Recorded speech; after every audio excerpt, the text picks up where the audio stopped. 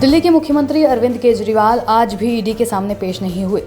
आम आदमी पार्टी ने ईडी के समन को गैर कानूनी बताते हुए कहा कि ईडी के ये समन अरविंद केजरीवाल को गिरफ्तार करने की कोशिश है। हम कानूनी समन का पालन करेंगे, लेकिन ये सभी समन गैर कानूनी हैं। पीएम मोदी पर निशाना साधते हुए आम आदमी पार्टी ने कहा कि उनका मकसद केजरीवाल को गिरफ्तार कर दिल्ली की सरकार को गिराना है और हम ये कतई नहीं होने देंगे। ईडी ने आबकारी नीति मामले में चल रही जांच में पूछताछ के लिए अरविंद केजरीवाल को बुलाया था। ईडी ने बीते बुधवार को 5वां समन भेजकर केजरीवाल को पूछताछ में शामिल होने को कहा है।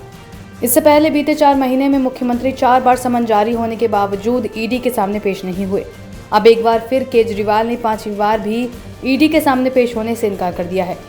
बल्कि इसी दिन आम आदमी पार्टी चंडीगढ़ में चुनाव के नतीजों में धांधली को लेकर बड़ा प्रदर्शन बीजेपी हेडक्वार्टर के सामने करेगी, जिसमें अरविंद केजरीवाल और पंजाब के सीएम भगवंत मान भी शामिल होंगे। वहीं बीजेपी के राष्ट्रीय प्रवक्ता शहजाद पूनावाला ने दिल्ली सीएम पर हमला बोलते हुए कहा, अरविंद केजरीवाल, अगर छिपाने के लिए कुछ नहीं है तो आप खुद को ईडी और अन्य एजेंसियों के सामने पेश क्यों नहीं कर रहे हैं?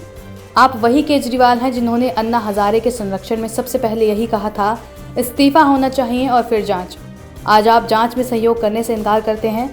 आप कहते हैं कि ये सब राजनीति से प्रेरित है, जैसे कि भ्रष्टाचार करना आपका शिष्टाचार है। कब तक आप ये विक्टिमहुड कार्ड खेलेंगे? ये इंडिया गठबंधन का चरित्र है।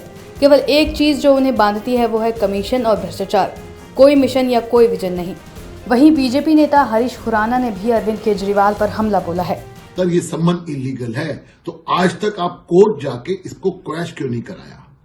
ये आपकी टैक्टिक्स है, अपने आप को बेचारा दिखाने की एक कोशिश है, और ये एक टूल किट है इंडी के गठबंधन के सब नेताओं का। हेमंत सोरेन जो आज जेल के अंदर हैं, 10 बार सम्मन को इवेट किया था, लेकिन आखिरकार उनको ईडी के सामने प्रस्तुत होना पड़ा।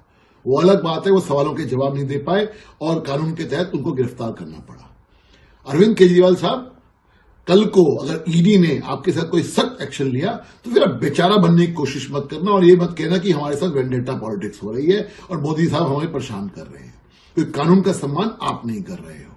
सवाल बहुत सारे पूछने वाले अरविंद ईडी के।